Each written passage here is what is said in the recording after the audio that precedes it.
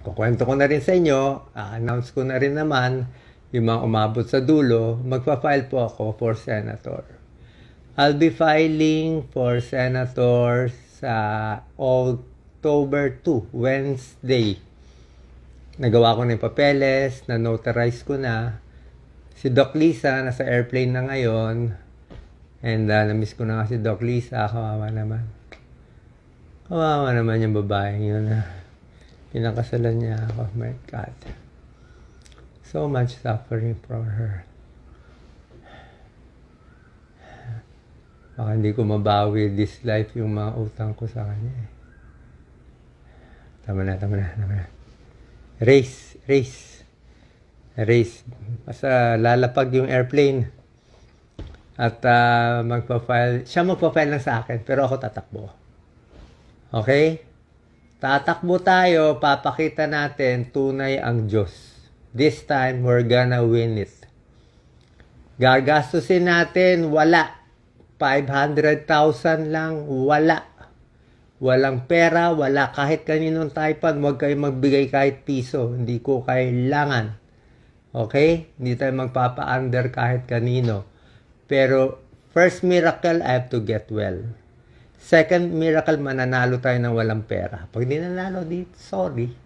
Pero I'll give it my best shot. Ito ang David versus Goliath talaga.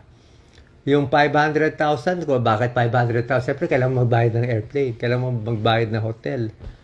Diba? Yun naman minimum. Lalabanan natin yung mga bilyon. Lalabanan natin yung may mainstream. Lalabanan natin yung malakas sa mga surveys. Oh my God, the surveys. Kung alam nyo lang, tatahimik na lang ako. Quiet. Huwag mo na sabihin. Alam ko na lahat ng pautot at kalokohan. My God. My God. Quiet muna. Relax. At the right time.